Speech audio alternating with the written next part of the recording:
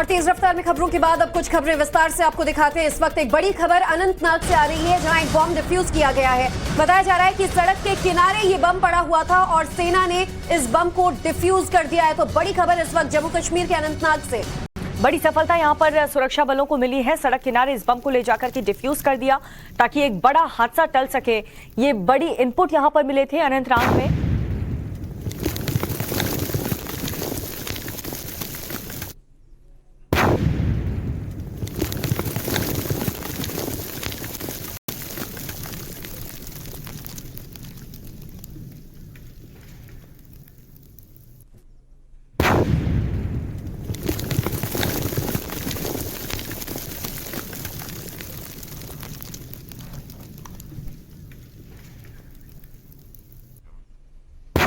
अनंतनाग में बड़ी साजिश नाकाम की गई है। सेना ने समय रहते बम को डिफ्यूज कर दिया। अनंतनाग दक्षिण कश्मीर का हिस्सा, जहां पर जो आतंक का गढ़ है अनंतनाग, और सड़क के किनारे इस बम को डिफ्यूज, जिन्हें गंभीर चोट आई है।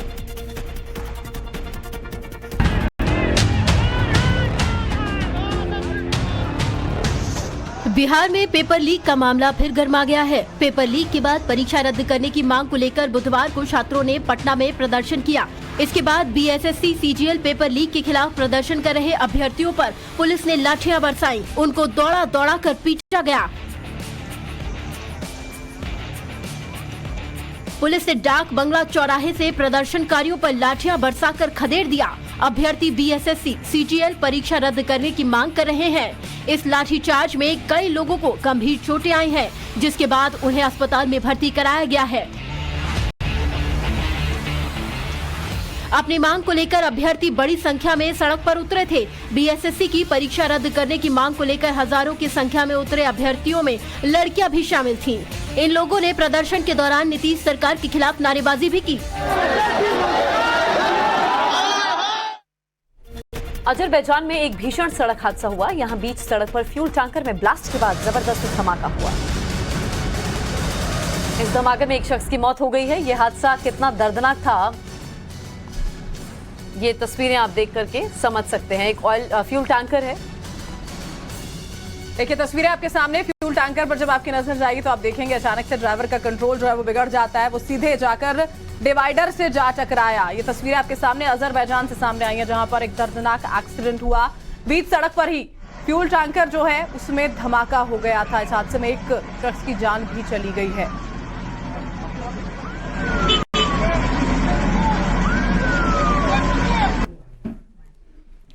खबर दिल्ली के इंडिया गेट से, जहां पर चिल्ड्रंस पार्क में उस वक्त हंगामा मच गया जब यहां कुछ सिक्योरिटी गार्ड्स और स्ट्रीट वेंडर्स जो हैं वो आपस में भिड़ गए। स्ट्रीट वेंडर्स यहां पर अपना सामान बेचने के लिए खड़े थे। ड्यूटी पर तैनात गार्ड्स ने उन्हें वहां से हटने के लिए कह दिया।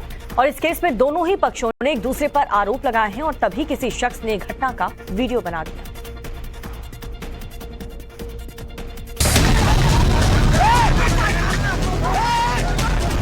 दिल्ली में एक गार्ड ने एक स्ट्रीट वेंडर को बुरी तरह पीट दिया। पिटाई का लाइव वीडियो भी सामने आया। मामला नई दिल्ली जिले के इंडिया गेट परिसर के चिल्ड्रन पार्क का है। बताया जा रहा है कि यहां पर कुछ वेंडर्स और गार्ड के बीच झगड़ा हुआ। आरोप है कि कुछ वेंडर्स यहां पर खाने पीने की चीजें बेच रहे थे, जिसकी अनुमति नहीं थी। इस दौरान जब सुरक्षा गार्ड ने उन्हें इंडिया गेट के पास के हिस्से को खाली करने के लिए कहा तो झगड़ा हो गया। तस्वीरें देखिए कैसे इंडिया गेट पर तैनात गार्ड्स इस स्ट्रीट वेंडर को उठा कर ले जा रहे हैं। देखने से लग रहा है कि ये शख्स अपने होश आवास में नहीं है। गार्ड इसे उठाकर पार्क के बाहर ले गए, तभी इसका एक साथी आ गया जो गार्ड्स के साथ धक्का मुक्की करने लगा। गार्ड्स का आरोप है कि कुछ वेंडर इतना भड़क गए कि उन पर लाठी डंडों से हमला कर दिया। इस मारपीट में कुछ गार्ड भी घायल हो गए। पुलिस ने मामला दर्ज कर लिया है और आरोपियों की पहचान की कोशिश की जा रही है। और अगली खबर बोलीविया से है, जहां सड़क पर जमकर हंगामा हुआ। यहां पुलिस और प्रदर्शनकारी आपस में ही भिड़ गए और पुलिस ने प्रदर्शनकारियों पर लाठियां भी भाजी हैं। आंसू गैस के गोले छोड़े गए हैं। बल का भी प्रयोग किया गया। प्रदर्शनकारियों ने भी पुलिस वालों पर हमला किया। इस हमले में कई पुलिस वालों के जख्मी होने की खबर है। बोलीविया में हंगामा विपक्षी नेता को हिरासत में लेने के आदेश के बाद हुआ था। उनके समर्थकों ने सड़कों पर जमकर बवाल किया।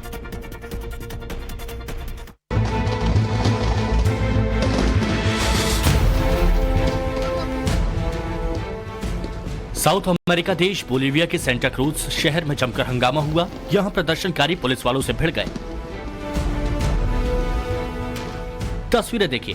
प्रदर्शनकारियों को तितर-बितर करने के लिए पुलिस ने आंसू गैस के गोले छोड़े, जिसके बाद भगदड़ मच गई। प्रदर्शनकारियों की उग्र भीड़ को काबू करने के लिए भारी पुलिस फोर्स को तैनात किया गया। सड़क पर आगजनी की गई। प्रदर्शनकारी पुलिस पर हमला करने के लिए पटाखे लेकर आए थे। वो पटाखे जलाकर पुलिस वालों की तरफ फेंकते रहे और पुलिस वाले उनसे बचते रहे।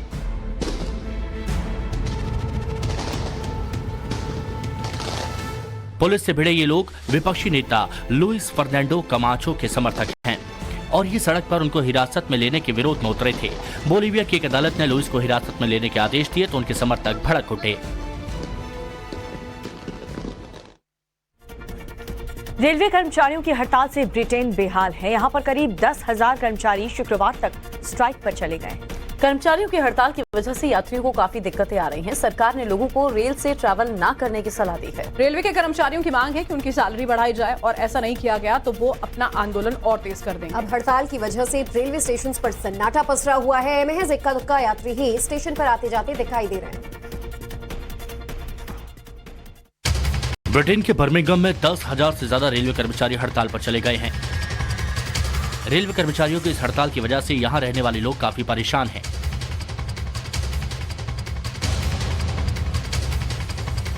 उन्हें इधर उधर आने जाने में काफी दिक्कत हो रही है। सरकार ने अभी रेल से यात्रा करने वाले लोगों के लिए एडवाइजरी जारी किया और कहा है कि यात्री यात्रा के लिए रेल की जगह किसी और साधन का इस्तेमाल करें। देश भर में रेल कर्मचारियों की इस हड़ताल की वजह से यहां के आधे से ज्यादा रेल नेटवर्क ठप हो गए। स्टेशन पर यात्री काफी कम संख्या में नजर आ रहे हैं। रेल ट्रांसपोर्ट यूनियन की हड़ताल इस हफ्ते शुक्रवार तक जारी रहेगी। हड़ताल पर गए रेलवे के कर्मचारियों की मांग है कि उनकी सैलरी बढ़ाई जाए और उन्हें काम करने के लिए अच्छा माहौल दिया जाए। वहीं ब्रिटेन रेल कर्मचारियों की हड़ताल से बेहाल है तो हिंदुस्तान के महाराष्ट्र में बिजली संकट गहराने वाली है। दरअसल आउटसोर्स के विरोध में बिजली कर्मचारी और अधिकारी जो हैं वो हड़ताल पर जाने वाले और आज रात 12 बजे से महाराष्ट्र स्टेट इलेक्ट्रिसिटी बोर्ड के कर्मचारी हड़ताल पर जाने वाले हैं।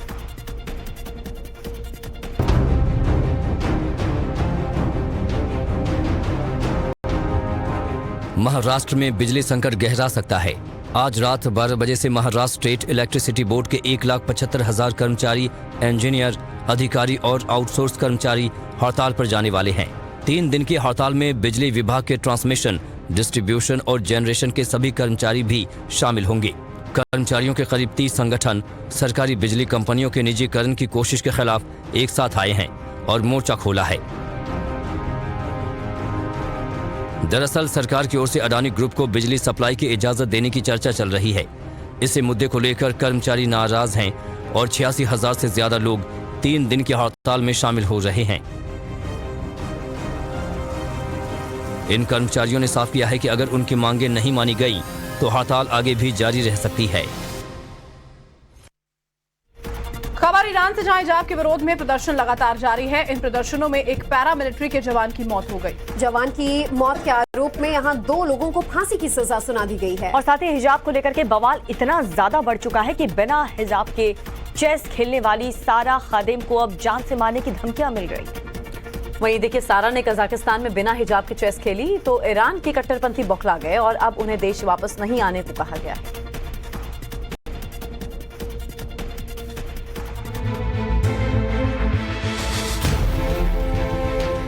ईरान में हिजाब के खिलाफ प्रदर्शन का दौर जारी है। इस बीच ईरान की बेहद खूबसूरत शतरंज खिलाड़ी सारा खादिम ने कजाकिस्तान में एक ऐसा कारनामा कर दिया जिसकी शायद ही किसी की उम्मीद हो। इस युवा खिलाड़ी ने टूर्नामेंट के दौरान हिजाब नहीं पहना तो अब इस खिलाड़ी को कट्टरपंथी स्वदेश नहीं लौटने की धमकी दे रहे हैं। सारा ने ईरान में जारी क्रांति को सपोर्ट किया और टूर्नामेंट में रूस की ओल्गा गिरिया के खिलाफ बिना हिजाब और सर ढके गेम खेला। ये तस्वीर सामने आते ही ईरान में बवाल मच गया। उन्हें चेस फेडरेशन के अधिकारियों की ओर से घर नहीं लौटने की बात कही गई।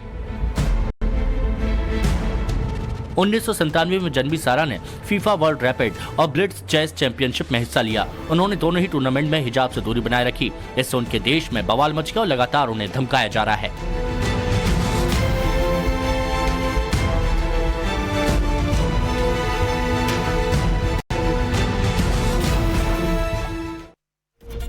खबर अमेरिका से, जहां पोर्टलैंड में एक चर्च में आग लग गई। जिस वक्त ये आग लगी उस वक्त चर्च में हालांकि कुछ लोग मौजूद भी थे। और आग लगने के बाद चर्च के अंदर अफरा तफरी मच गई है। लोग अपनी जान बचाने के लिए इधर उधर भागते हुए नजर। चर्च के ऊपरी हिस्से पर आग की लपटें देखी गई हैं। फायर ब्रिगेड के आने में देरी की वजह से आग और ज्यादा उग्र हो गई। फायर ब्रिगेड ने कई घंटों की मशक्कत के बाद आग पर काबू पाया। हादसे में कोई हताहत नहीं हुआ है।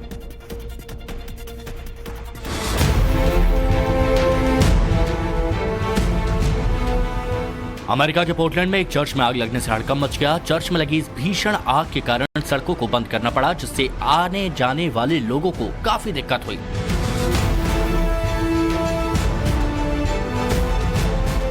दमकल और बचाव दल के आने में देरी को देखते हुए आसपास रहने वाले लोगों ने चर्च में मौजूद लोगों को बचाने की कोशिश की। स्थानीय समय के मुताबिक शाम 5 बजे के कुछ ही देर बाद दमकल कर्मी घटनास्थल पर पहुंचे।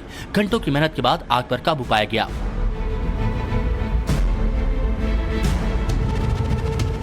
इस आग की वजह से किसी के हताहत होने की खबर नहीं है। तस्वीरों में आप चर्च के मीनार और छज्जे में आग की लपटें निकलते देख सकते हैं। आग से निपटने के लिए क्षेत्र में भारी सुरक्षा बल तैनात किया गया। फिलहाल स्थानीय अधिकारियों ने लोगों को इस इलाके में न आने की चेतावनी जारी कर दी है।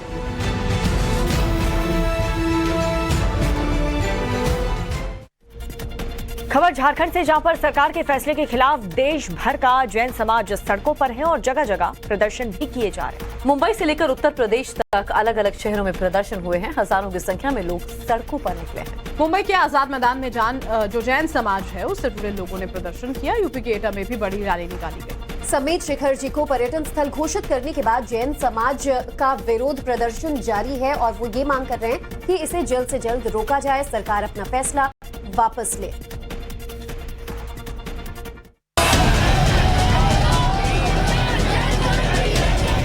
मुंबई की सड़क पर प्रदर्शन कर रहे हजारों लोग जैन समाज से जुड़े हैं। झारखंड सरकार के खिलाफ मुंबई में जैन समाज के लोगों का गुस्सा देखने को मिला।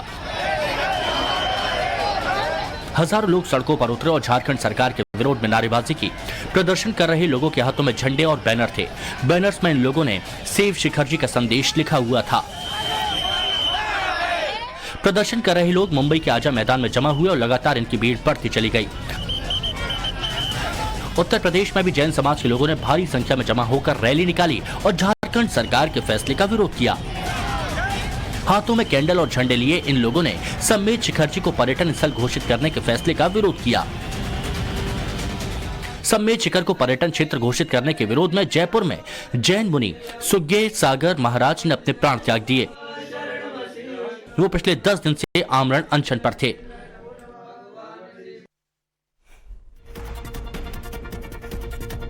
और अब बात दिल्ली के कंझावला कांड की, जहां लड़की को कार से 13 किलोमीटर तक घसीटे जाने का मामला भी शांत नहीं हुआ कि यूपी के कौशाम्बी से एक और खबर सामने आई। यहां एक साइकिल सवार छात्रा को कार सवारों ने 200 मीटर तक घसीटा और इस वारदात में लड़की के हाथ पैर टूट गए। पीड़िता का अस्पताल में इलाज जारी है और उसके घर वाले काफी डरे सहमे हैं। उत्तर प्रदेश के कौशाम्बी में आखिर ऐसा क्या हुआ कि लोग इसको दिल्ली के कंझावला की घटना से जोड़ रहे हैं? इस रिपोर्ट में देखिए।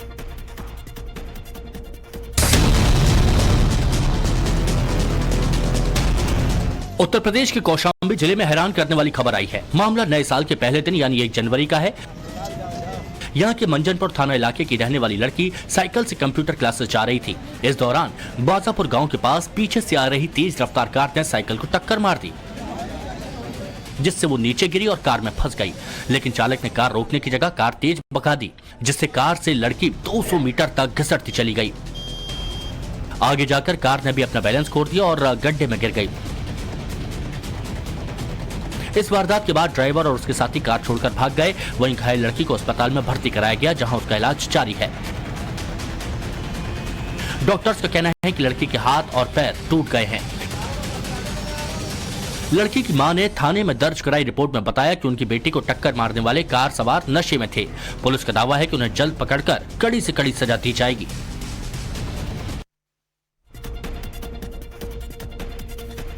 दिल्ली के पास गाजियाबाद में उस वक्त हड़कंप मच गया जब यहां एक ईएमयू ट्रेन में आग लग गई। जिस वक्त ट्रेन में आग लगी उस वक्त ट्रेन में कई यात्री भी सवार थे और आग लगने के बाद पूरे प्लेटफॉर्म पर अफरा तफरी मच गई है। लोग इधर उधर भागने लगे। फायर ब्रिगेड ने मौके पर पहुंचकर आग पर काबू पाया। शॉर्ट सर्किट से आग लगने की आशंका जताई जा रही है। गाजियाबाद रेलवे स्टेशन पर ट्रेन में आग लगने से हड़कंप मच गया। आग EMU ट्रेन के कोच में लगी। आग लगते ही ट्रेन समेत पूरे स्टेशन पर भगदड़ का माहौल हो गया। अफरा तफरी का माहौल बन गया। EMU में सवार यात्रियों ने कूदकर अपनी जान बचाई। जानकारी के मुताबिक गाजियाबाद रेलवे स्टेशन के प्लेटफॉर्म नंबर 2 पर खड़ी EMU ट्रेन के कोच में आज ये आग लगी। यात्रियों ने कोच से कूदकर अपनी जान बचाई। आग लगते ही इसकी सूचना दमकल विभाग को दी गई। समय रहते दमकल वाहनों के मौके पर पहुंचने से आग पर काबू पाया जा सका। आग लगने के कारण पूरे स्टेशन में भगदड़ मच गई। गनीमत ये रही आग फैली नहीं और इसकी चपेट में कोई यात्री नहीं आया। बताया जा रहा है कि आग कोच के ऊपर तरफ लगी, जिससे कि कोई बड़ा हादसा होने से बच गया। आग क्यों लगी, इसकी वजह फिलहाल साफ नहीं हो पाई है। मामले की जांच की जा रही है।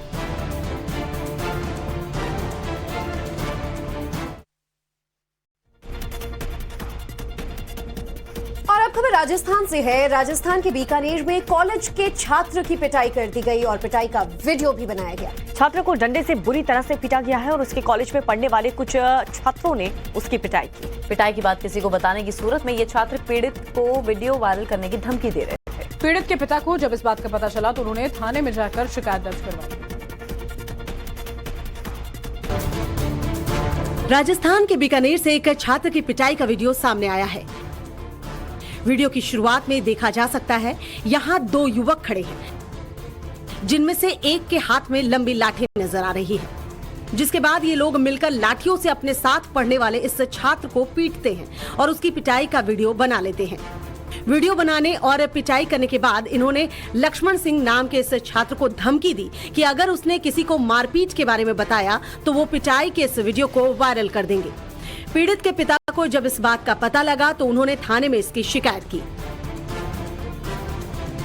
आरोप के मुताबिक इन लड़कों ने पहले लक्ष्मण को फोन कर चाय की दुकान पर बुलाया और फिर उसकी जमकर धुनाई कर दी।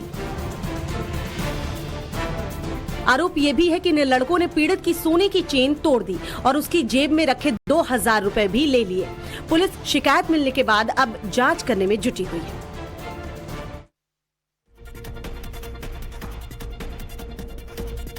खबरों में आगे बढ़ते हुए बात करेंगे। रूस में एक अनाज के गोदाम में भीषण आग लग गई है और आग की तेज लपटें आसमान में भी साफ तौर पर नजर आई। तेज हवाओं ने ज्वाला को और भड़का दिया है। देखते ही देखते गोदाम आग का गोले में तब्दील हो गई।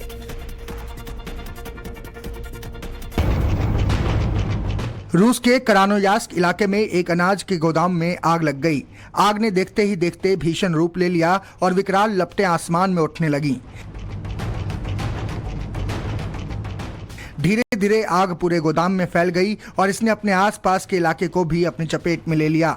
इलाके में चल रही तेज हवाओं के कारण आग तेजी से फैली और आसपास के गोदाम भी धू धू कर जलने लगे। आग लगने के बाद मौके पर अफरा तफरी मच गई और लोग इधर उधर भागने लगे। फायर ब्रिगेड की कई गाड़ियां मौके पर पहुंची और आग बुझाने के काम में जुट गईं, मगर तेज हवा होने की वजह से आग बुझाने में काफी मुश्किल आ रही थी। कई घंटों की मशक्कत के बाद आग पर काबू पाया गया। आग की वजह से लाखों रुपए का नुकसान हुआ। गोदाम में आग लगने की वजह अभी साफ नहीं है।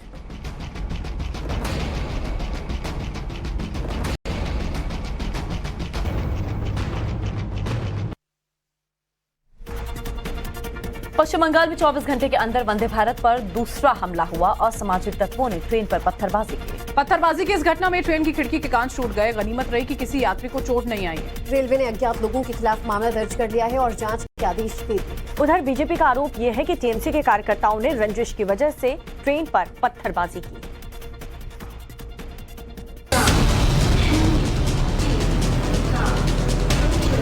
पश्चिम बंगाल में वंदे भारत एक्सप्रेस पर 24 घंटे के भीतर 2 हमले हुए। वंदे भारत ट्रेन पर हमले की ये घटना मालदा स्टेशन के पास हुई। ट्रेन न्यू जलपाईगुड़ी से चलकर हावड़ा आ रही थी। वंदे भारत जब मालदा जिले के कुमारगंज से गुजर रही थी, ट्रेन पर किसी ने पत्थरबाजी कर दी, जिससे ट्रेन के C3 और C6 कोच में लगे शीशे बुरी तरह से टूट गए। गनीमत रही कि किसी यात्री को चोट नहीं आई। इससे पहले भी हावड़ा के रास्ते में मालदा जिले के कुमारगंज में वंदे भारत एक्सप्रेस पर पथराव किया गया था। रेलवे ने वंदे भारत ट्रेन पर हमला मामले में जांच के आदेश दिए हैं। जांच में ये पता लगाया जाएगा कि premier semi high speed train पर किसने पत्थरबाजी की। इस बीच बीजेपी ने इस घटना पर कड़ी प्रतिक्रिया भी दी है।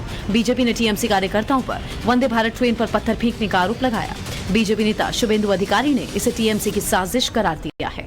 आपको बता दें, प्रधानमंत्री नरेंद्र मोदी ने बीते शनिवार को वंदे भारत एक्सप्रेस का उद्घाटन किया था। रविवार से इस ट्रेन में यात्रियों की आवाजाही शुरू हो गई है। खबर बिहार से, जहां पर हर दिन कोई ना कोई ऐसी घटना हो रही है जिसमें सीएम नीतीश कुमार के इकबाल पर सवाल खड़े हो रहे हैं। राजधानी पटना में 8वीं क्लास में पढ़ने वाली छात्रा को किडनैप कर 5 लोगों पर गैंग रेप का आरोप लगा। पुलिस ने एक आरोपी को गिरफ्तार कर लिया है और बाकी आरोपियों की तलाश जारी है।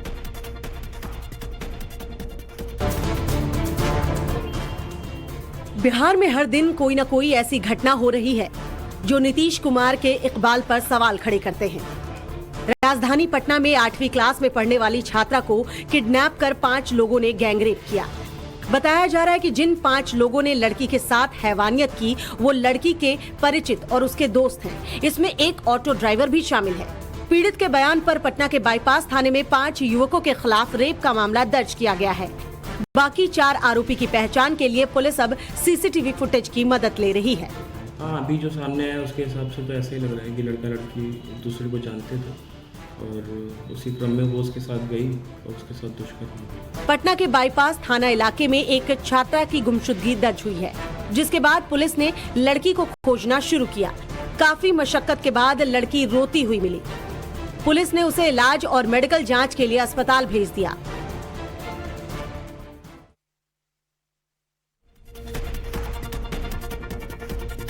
और बड़ी खबर इस वक्त की आपको बता दें, उत्तर प्रदेश निकाय चुनाव को लेकर सुप्रीम कोर्ट का एक बड़ा आदेश आया है। सुप्रीम कोर्ट ने हाई कोर्ट के फैसले पर रोक लगा दी है। आपको बता दें, यूपी सरकार की अपील के खिलाफ सुप्रीम कोर्ट ने आज बड़ा फैसला सुनाते हुए इलाहाबाद हाई कोर्ट के फैसले पर रोक लगा दी है। ये बड़ी खबर आपको बता रहे हैं, उत्तर प्रदेश निकाय चुनाव को लेकर के सुप्रीम कोर्ट का ये आदेश, जिसमें सुप्रीम कोर्ट ने हाई कोर्ट के इस फैसले पर रोक लगा दी।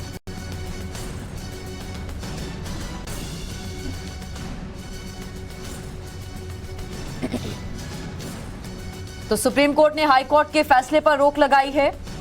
एक यूपी निकाय चुनाव को लेकर सुप्रीम कोर्ट का आदेश में क्या कुछ कहा गया ये हम आपको बता देते हैं। हाई कोर्ट के फैसले पर फिलहाल सुप्रीम कोर्ट की रोक। उत्तर प्रदेश नगर निकाय चुनाव में ओबीसी आरक्षण को देखे हाई कोर्ट ने 27 दिसंबर को रद्द कर दिया था। निकाय चुनाव को लेकर अब सुप्रीम कोर्ट की ओर से बड़ा फैसला सामने आया है। 31 मार्च तक नीतिगत फैसला जो है वो यहाँ पर नहीं लिया जा सकता। ये बड़ी खबर। हाईकोर्ट के फैसले पर सुप्रीम कोर्ट की रोक के साथ आदेश भी कोर्ट की तरफ से दिया गया है। ओबीसी कमीशन को 31 मार्च तक रिपोर्ट अब सौंपनी होगी और 31 मार्च तक नीतिगत फैसले नहीं ले सकेंगे। तो ये बड़ा आदेश है यूपी निकाय चुनाव पर। देश की सर्वोच्च अदालत यानी कि सुप्रीम कोर्ट का हाई कोर्ट ने जो फैसला लिया, सुप्रीम कोर्ट ने उस पर रोक लगा दी। गौरव के पास हम जा रहे हैं, गौरव विस्तार से बताएंगे। रोक लगाने के साथ साथ गौरव, अपने आदेश में कोर्ट ने क्या क्या कहा है? बिल्कुल, देखिए, दरअसल आज सुप्रीम कोर्ट में उत्तर प्रदेश में स्थानीय निकाय चुनाव कराने को जल्द कराने को लेकर जो है उत्तर प्रदेश सरकार जो है वो सुप्रीम कोर्ट पहुंची थी और इस पर सुनवाई थी। क्योंकि इलाहाबाद हाई कोर्ट ने स्थानीय निकाय चुनाव में ओबीसी आरक्षण पर जो है वो रोक लगा दी थी और ट्रिपल टेस्ट के जरिए ओबीसी की संख्या यानी कि उनका रिप्रेजेंटेशन जो है वो चुनाव में तय करने के लिए कमीशन बनाने को कहा था। और ऐसे में उत्तर प्रदेश सरकार ने उस फैसले के बाद कमीशन नियुक्त तो जरूर कर दिया था, लेकिन चूंकि उस कमीशन को अपना काम पूरा करने में 6 महीने का वक्त लगता है, ये देखते हुए चीफ जस्टिस ऑफ इंडिया है डीवाई चंद्रचूड़ ने कहा कि चूंकि 31 जनवरी को स्थानीय निकाय चुनाव की जो समय सीमा है वो समाप्त हो रही है और ऐसे में अगले अगर 5 महीने तक रिपोर्ट आती है तो लंबे समय तक उत्तर प्रदेश के स्थानीय निकायों में एक कॉन्स्टिट्यूशनल वैक्यूम रहेगा, यानी कि जो स्थानीय निकाय के कामकाज है उन पर असर पड़ेगा। हालांकि उसके लिए इलाहाबाद हाई कोर्ट ने एक एडमिनिस्ट्रेटर नियुक्त करके एक नई व्यवस्था देने के लिए जरूर कहा था। ऐसे में डीवाई चंद्रचूड़ ने कहा कि फिलहाल जनवरी में ही जो चुनाव कराए जाने का इलाहाबाद हाई कोर्ट का फैसला है, हम उस पर रोक लगा रहे हैं और हम चाहते हैं कि जो ओबीसी कमीशन है वो 6 महीने की बजाय 3 महीने यानी कि 31 मार्च तक जो है वो अपनी रिपोर्ट पूरी बनाकर सौंप दे। इसके बाद इलाहाबाद हाई कोर्ट का ही जो एडमिनिस्ट्रेटर नियुक्त करने का जो ऑर्डर था उसको जारी रखते हुए सुप्रीम कोर्ट ने कहा है कि जो एडमिनिस्ट्रेटर की कमेटी है जो नियुक्त होगी स्थानीय निकायों में, वो आगे के कामकाज को 2 महीने के लिए संभालेगी। साथ ही साथ कोई ठीक है बड़ा गौरव, इस नीतिगत पूरी खबर पर फैसला आपने नहीं अपडेट लेगी। पहुंचाया हम तक। बहुत बहुत शुक्रिया आपका इस जानकारी के लिए। खबरों में आगे बढ़ते हुए बात एक और बड़ी खबर की करेंगे, जिसमें श्री कृष्ण जन्मभूमि शाही ईदगाह विवाद का मामला याचिकाकर्ता मनीष यादव के दावे पर आज की बहस पूरी हो चुकी है। दावे पर 17 जनवरी को होगी अगली सुनवाई। श्री कृष्ण जन्मभूमि शाही ईदगाह विवाद मामले से जुड़ी खबर, याचिकाकर्ता मनीष यादव के दावे पर यह बहस हुई और इस दावे पर देखिए 17 जनवरी को अब अगली सुनवाई होगी। बड़ी खबर हम आपको यहाँ पर बता रहे हैं, 17 जनवरी को अगली सुनवाई है। सर्वे का आदेश बाकायदा यहाँ पर दिया गया और उसी बीच में ये एक और कार्रवाई।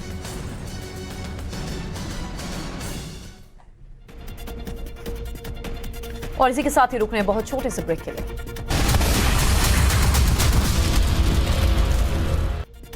ब्रेक के बाद बहुत स्वागत है आपका। 4 का फार देख रहे हैं। शुरुआत करते हैं 100 बड़ी खबरों की रफ्तार से। अंजलि के परिवार की निधि पर गलत बयान देने का आरोप, कहा निधि के बयान पर भरोसा नहीं। अंजलि के परिवार का बयान सुनियोजित साजिश के तहत हत्या, अंजलि के नशे में होने की बात गलत। अंजलि के परिवार ने पोस्टमार्टम पर उठाए सवाल, कहा पोस्टमार्टम में कई बातों का पता नहीं लगा, अंजलि के दोनों फेफड़े बाहर आ गए थे। अंजलि की दोस्त निधि का नया सीसीटीवी फुटेज भी सामने आया है। घटना के बाद से रात 2:30 बजे घर पहुंची थी निधि। दोबारा निधि के घर पहुंची पुलिस मामले को लेकर करेगी पूछताछ और जानकारी मिलने की उम्मीद है। सुल्तानपुरी थाने पहुंची एफएसएल की टीम, आरोपी की गाड़ी की बारीकी से जांच की। अंजलि के परिजनों से मिल दिल्ली के डिप्टी सीएम मनीष सिसोदिया के साथ आप प्रतिनिधिमंडल भी मौजूद रहा। मनीष सिसोदिया ने बीजेपी पर निशाना साधा है, विपक्ष को ध्वस्त करने की बीजेपी लगी हुई है, कानून व्यवस्था पर ध्यान नहीं। कंझावला केस में आज आम आदमी पार्टी का कैंडल मार्च, जंतर मंतर पर शाम 6 बजे निकालेगी मार्च। आज भी घटना पर कांग्रेस का बयान सामने आया, बीजेपी नेता के आरोपी होने के कारण दबाव में है पुलिस की टीम। कंझावला केस की पुलिस कमिश्नर को सौंपी गई रिपोर्ट, आरोपियों को हादसे की पूरी जानकारी की सूत्रों से खबर। कंझावला कांड पर सूत्रों से बड़ी जानकारी यह है कि 13 किलोमीटर के रूट पर तैनात थी 5 पीसीआर वैन। कानपुर में महिला से छेड़छाड़ के आरोप में 2 पुलिसकर्मी पर एफआईआर दर्ज कर ली गई है, नशे की हालत में घर में घुसकर छेड़खानी की। गाजियाबाद रेलवे स्टेशन पर ट्रेन में ईएमयू में लगी आग, हादसे में किसी के हताहत होने की खबर नहीं।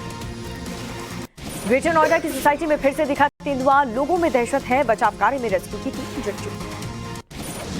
जयपुर में टेंट के गोदाम में लगी आग, लोगों में मची अफरा तफरी, आग पर काबू पाने की कोशिश जारी।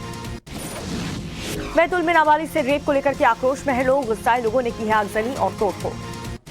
अमृतसर के अमन एवेन्यू में युवक की गोली मारकर हत्या, पैसों को लेकर उतारा मौत की घाट, 3 लोग गिरफ्तार। महाराष्ट्र के सांगली में पुलिस ने हटाई है छत्रपति शिवाजी महाराज की प्रतिमा, लोगों में आक्रोश।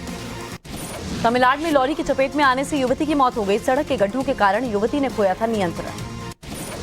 बिहार के वैशाली में दोस्तों के साथ पार्टी करने के बाद शख्स बीमार हो गया, डॉक्टरों ने जहरीली शराब बताई है वजह।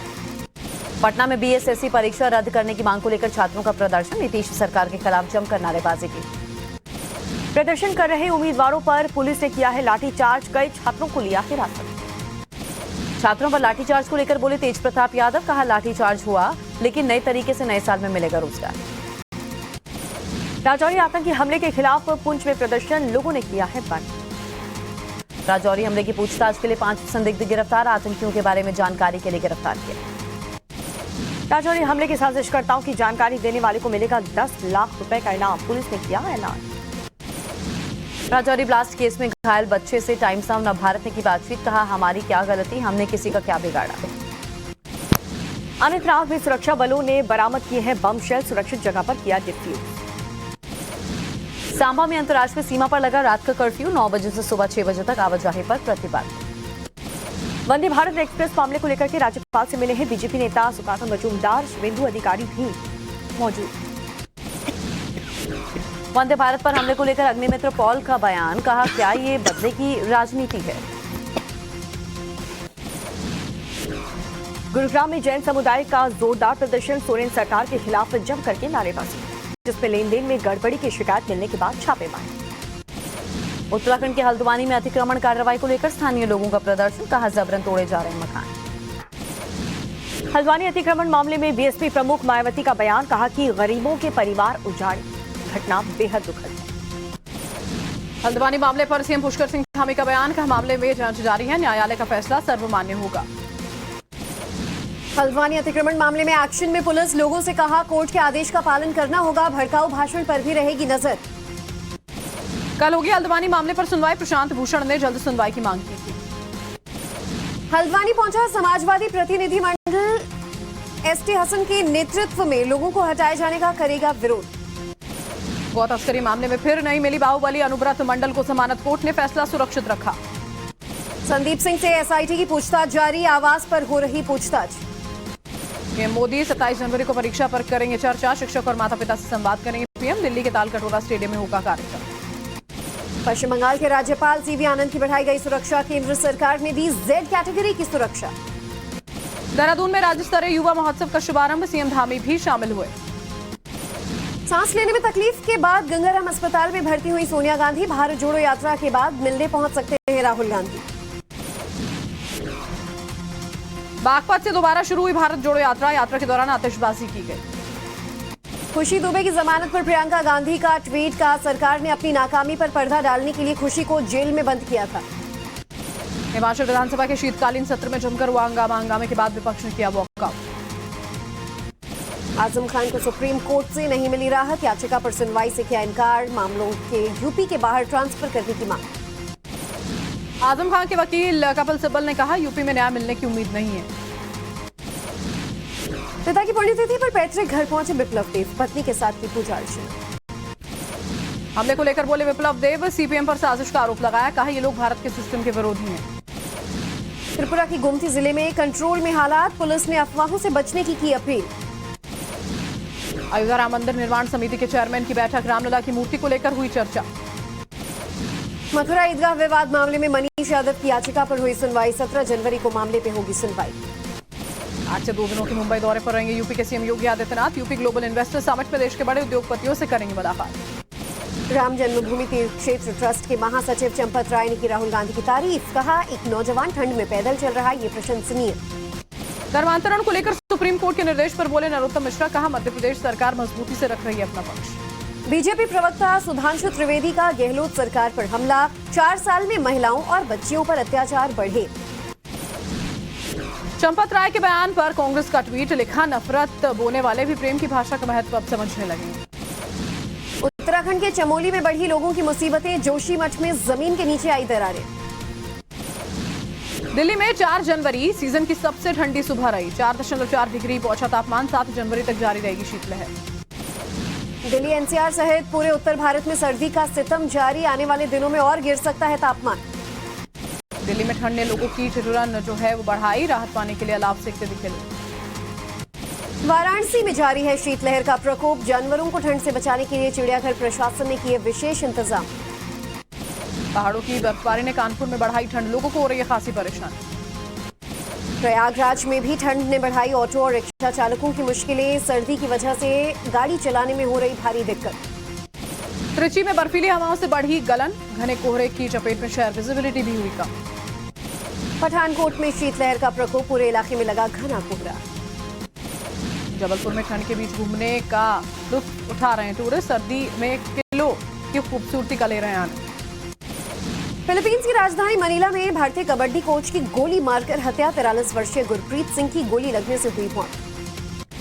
म्यांमार के सैन्य अधिकारी मैना आंग हलीन का बयान, का चुनाव के लिए तैयारियां जारी हैं। फिलीपींस के राष्ट्रपति फर्डिनेंड मार्कोस ने चीन की नेशनल पीपल्स समिति के अध्यक्ष से की मुलाकात, इस दौरान कई अहम मुद्दों पर हुई बातचीत। उत्तरी एशिया में अनाज गोदाम में भीषण आग लग गई, भारी मात्रा में नुकसान की संभावना। एरिक गारसिटी दोबारा भारत में अमेरिकी राजदूत नामित, जो बाइडेन का अहम फैसला। पाकिस्तान के पूर्व प्रधानमंत्री इमरान खान पर हुए हमले पर जेआईटी का दावा, का इमरान पर 4 अलग-अलग जगहों से हुई थी फायरिंग। अमेरिका के पोर्टलैंड में चर्च में लगी भीषण आग, दमकल की गाड़ियों ने आग पर पाया काबू।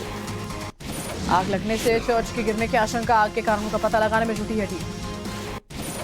नाटो के पूर्व महासचिव एंडर्स फॉग ने ताइवान के राष्ट्रपति से की मुलाकात, चीन की विस्तारवादी सोच पर रोक लगाने को लेकर हुई चर्चा। ज़पोरिज़िया में रूसी हमले से तबाही, S-300 मिसाइल से हमले में एक शख्स की गई जान। यूक्रेन के सैन्य ठिकानों पर रूस का ताबड़तोड़ हमला, आर्टिलरी गन से किया गया टारगेट। रूस यूक्रेन युद्ध के बीच ब्रिटेन के पीएम ऋषि सुनक का बयान, कहा यूक्रेन को रूस के खिलाफ आर्थिक सहायता मुहैया करवाएंगे। युद्ध के बीच यूक्रेनी हमले में रूस के 89 सैनिकों की मौत, रूस ने यूक्रेन को ठहराया जिम्मेदार। वृंदावन पहुंचे विराट कोहली और अनुष्का शर्मा, बाबा नीम करौली आश्रम में दर्शन किए, मीडिया से बनाई वीडियो। क्रिकेटर ऋषभ पंत को उत्तराखंड से मुंबई शिफ्ट किया गया। डीडीसीए के डायरेक्टर श्याम शर्मा बोले, बेहतर इलाज के लिए भेजा गया मुंबई।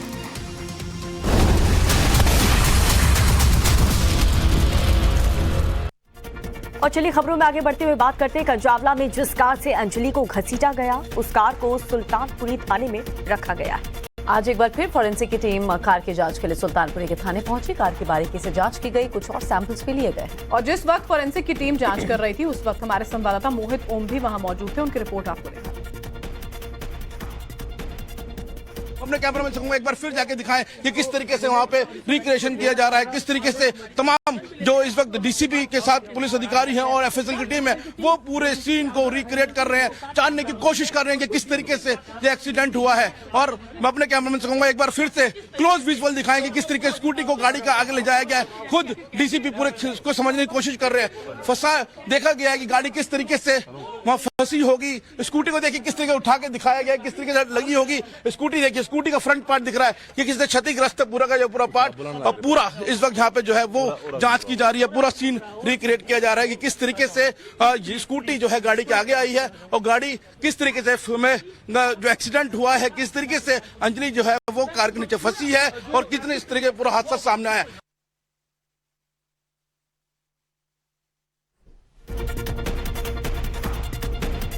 कंजावला केस में अंजलि के परिवार का बयान सामने आया है। परिवार का कहना है कि ये एक सुनियोजित हत्या है। परिवार ने दावा किया है कि अंजलि का सिर अभी तक नहीं मिला। परिवार का कहना है कि अंजलि के नशे में होने की बात बिल्कुल गलत है और ये कहा गया कि मेरी बेटी को करीब 15 किलोमीटर से सीटा गया, उसके शरीर में 40 चोट के निशान हैं। हम हर हाल में इंसाफ लेकर रहे हैं।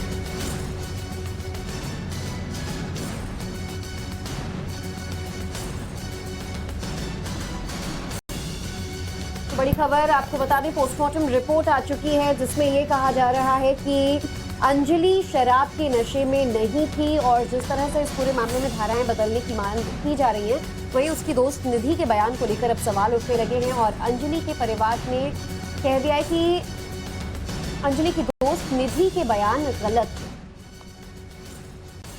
की मदर ये सस्पेक्ट कर रही है कि इनका जो है मर्डर हुआ है और 302 के लिए उस टाइम वहाँ पर जो एसएचओ साहब थे मलिक साहब, उनने यस बोल दिया था। अभी मैं मीडिया रिपोर्ट से मुझे पता चल रहा है कि शायद अभी भी ये 304 के मामले में चल रहा है। जो निधि के द्वारा एक थ्योरी चल रही है इस बीच में, क्या जब ये वाकया हुआ तो निधि वहाँ पर मौके पर मौजूद थी। इस बात का मैं खंडन करता हूँ क्योंकि 3 CCTV फुटेज अभी तक मैंने देखे हैं इस मामले में। एक 1:30 का CCTV फुटेज है जो होटल का है, जिसमें वो दोनों आपस में कुछ बात कर रही हैं और बाद में निधि जो है वो गाड़ी चलाते हुए जाती है। किसी मीडिया रिपोर्ट से मुझे पता चला है कि 1:35 या 1:40 का एक मीडिया फुटेज है जिसमें निधि अपने घर पहुंच चुकी है ना। जी जस्ट लेट मी फिनिश। 1:35 पे निधि अपने घर पे पहुंच चुकी है। 2 बजे जो CCTV फुटेज आता है उसमें अंजलि अकेले गाड़ी ड्राइव कर रही है। तो मैं आपको फिर बताना चाहता हूं, अगर रात को 1:30 बजे मैंने अपने दोस्त को उसके घर छोड़ दिया तो ये क्या मामला है कि 1.5 घंटे के बाद या 1 घंटे के बाद वो मौके वारदात पे ये कहता है कि मैं भी उस स्कूटी में बैठी थी और जब ये सब वाकया हुआ तो मैं वहां से भाग गई। तो ये सब चीजें जो हैं वो शंका के घेरे में। तो निधि के बयान पर अंजलि के परिवार का पलटवार, कहा निधि के बयान पर हमें भरोसा नहीं, निधि सारी बातें गलत बोल रही है। ये बड़ी खबर हम आपको बता रहे हैं। देखिए, निधि की ओर से जो बयान यहाँ पर दिया गया था और उसको लेकर अंजलि के परिवार ने पलटवार किया, जवाब दिया और ये कहा कि निधि जो भी बातें कह रही है हमें उस पर बिल्कुल भरोसा नहीं है। जितनी भी बातें उसकी ओर से कही जा रही हैं वो गलत है। क्योंकि देखिए, निधि ने कई सारे आरोप लगाए थे, परिवार ने कैसे पलटवार किया सुनिए। हमारे साथ बातचीत करने के लिए है निधि अंजलि की बहुत अच्छी दोस्त थी, उनके साथ में थी जिस दिन ये एक्सीडेंट हुआ। निधि मैं बहुत सारी चीजें नहीं पूछूंगा, बहुत सारी चीजें आप बता चुकी कि किस तरीके से हुआ था, लेकिन जिन 5 लोगों ने ये किया है, क्या आप लोग उनको पहले से जानते हो या पहले से? हम उनको नहीं जानते, वो कौन थे क्या थे हम उन्हें नहीं जानते। बस मैं यही कहना चाहूंगी बस उन लड़कों के साथ बहुत बुरा होना चाहिए, जैसे उसने उन लड़कों ने उस लड़की को बेरहमी से मारा, उससे भी ज्यादा उनकी गंदी से भी गंदी मौत होनी चाहिए। और ऐसे लड़कों को तो ऐसी ही सजा देनी चाहिए, क्योंकि उनको पता रहते हुए भी उनने ऐसा करा लड़की के साथ। और वो भी चलो कोई जेंट्स होता तो वो तो एक लड़की के साथ ऐसा हादसा करा उन्होंने, तो उनको कड़ी से कड़ी आपके साथ ही, आपके सामने ही वो उसको घसीटती हाँ, हुई मेरे सामने ही, और मैं वहीं पे मौजूद थी। पर मैं वहाँ से जैसे ही वो गाड़ी को ले गए ना भगाकर, तो मैं वहाँ से चली गई। आप फिर कैसे आई यहाँ पर? मैं पैदल अपने घर पास, यहीं तो हुआ था, मेरा घर तो पास पड़ता है। मैं पैदल में होपलेस हो गई, तो मैं अपने घर पे आ गई बस। अच्छा, एक अंतिम सवाल, उसको न्याय मिलना चाहिए, आप भी कह रही हैं, सभी लोग ये कह रहे हैं, लेकिन जिस तरीके की ये घटना हुई है, कभी ऐसा देखने को नहीं मिला? 13 किलोमीटर नहीं, कभी नहीं, ये पहली बार लाइफ में ऐसा देखा है मैंने, और ऐसा तो कभी हुआ ही नहीं। माँ से भी हम लोगों की बात हुई, बहुत परेशान है वो। हाँ, उनको... तो मैं यही तो कह रही हूँ कि उन लड़कों को बहुत गंदी मौत होनी चाहिए, बहुत। चले बढ़ते हैं आगे। आज कैबिनेट की मीटिंग में देखिए कई अहम फैसले लिए गए हैं। नेशनल ग्रीन हाइड्रोजन मिशन को कैबिनेट में मंजूरी दे दी गई है। कैबिनेट ने 19,700 करोड़ रुपए की इस योजना को मंजूरी दी है। आज कैबिनेट की यह अहम बैठक थी, जिसमें ग्रीन हाइड्रोजन मिशन को लेकर बड़े फैसले को मंजूर किया गया है। लगभग 19,700 करोड़ के इस प्रोजेक्ट को अप्रूव आज की बैठक के बाद किया गया। नेशनल ग्रीन हाइड्रोजन मिशन को केंद्रीय मंत्रिमंडल ने मंजूरी दी है। India will be the global hub of green hydrogen, और हम ये कह सकते हैं कि क्लाइमेट चेंज से निपटने के लिए ग्रीन हाइड्रोजन एक बहुत महत्वपूर्ण भूमिका निभाएगा। और इसकी जो विस्तृत संरचना तैयार की गई वो इस प्रकार है कि 2023 तक प्रतिवर्ष 50 लाख टन ग्रीन हाइड्रोजन का उत्पादन होगा। इसके लिए 60 गीगावाट से 100 गीगावाट की इलेक्ट्रोलाइजर कैपेसिटी को तैयार किया जाएगा, स्थापित किया जाएगा।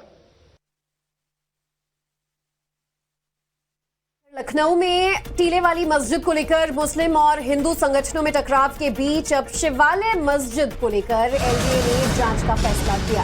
हिंदू महासभा ने लखनऊ के हुसैनगंज इलाके में शिवालय को तोड़ करके मस्जिद बनाने का आरोप लगाया था।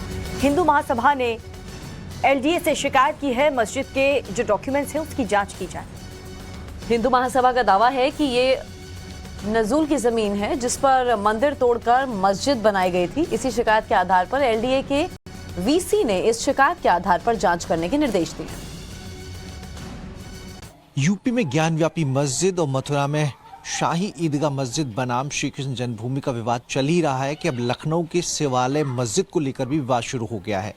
दरअसल हिंदू महासभा ने एक आपत्ति एलडीए के समक्ष दाखिल की है और इस आपत्ति में कहा गया है कि यहाँ पर पहले शिवालय हुआ करता था और शिवालय को तोड़कर ये मस्जिद बनाई गई है।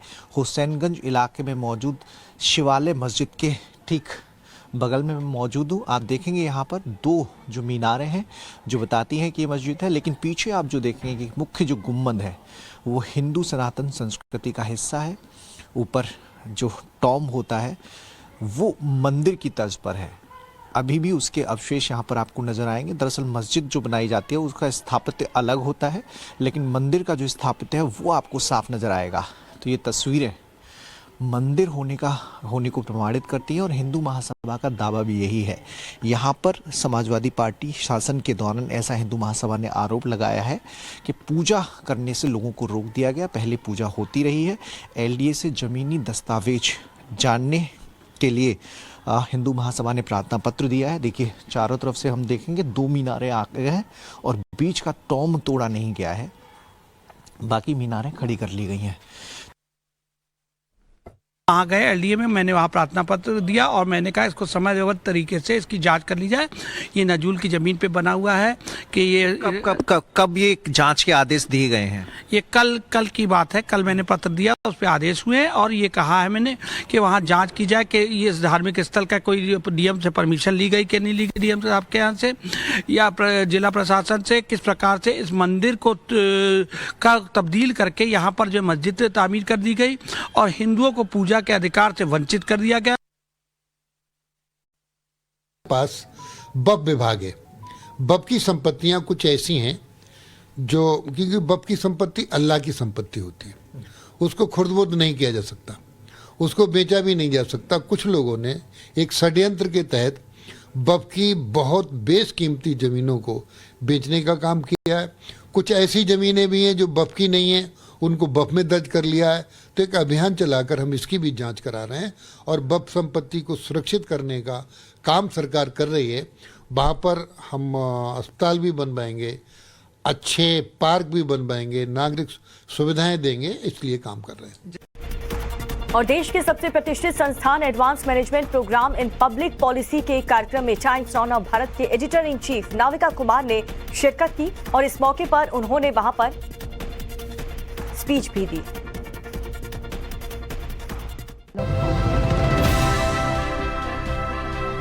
टाइम्स नाउ नवभारत की editor in chief Navika Kumar ने हैदराबाद में advance management programme in public policy के कार्यक्रम में शिरकत की।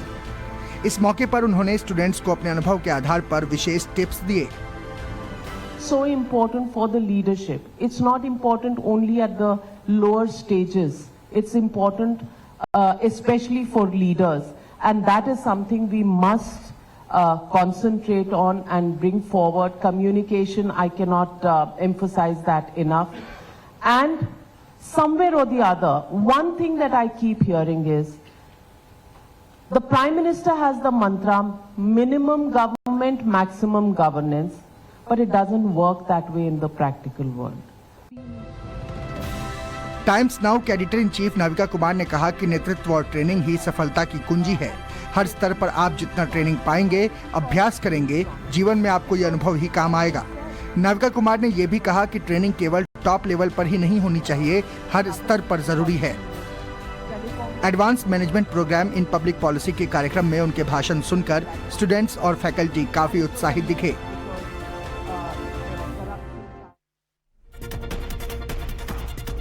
पहली बार सियाचिन में महिला ऑफिसर की तैनाती हुई है। दुनिया के सबसे खतरनाक पोस्ट पर कैप्टन शिवा चौहान दुश्मनों से लोहा लेंगी। और देखिए, ऐसा पहली बार हुआ है जब भारतीय सेना ने किसी महिला को इतने खतरनाक पोस्ट पर तैनात किया है।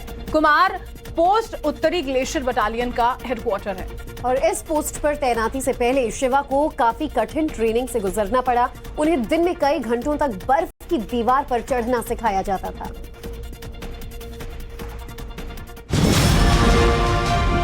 सियाचिन की बर्फीली वादियां और खून जमा देने वाली कड़ाके की ठंड में कदमताल करती ये महिला अफसर कैप्टन शिवा चौहान है, जो सियाचिन ग्लेशियर की कुमार पोस्ट के सबसे ऊंचे बैटल ग्राउंड में तैनात होने वाली पहली महिला अधिकारी बन गई हैं।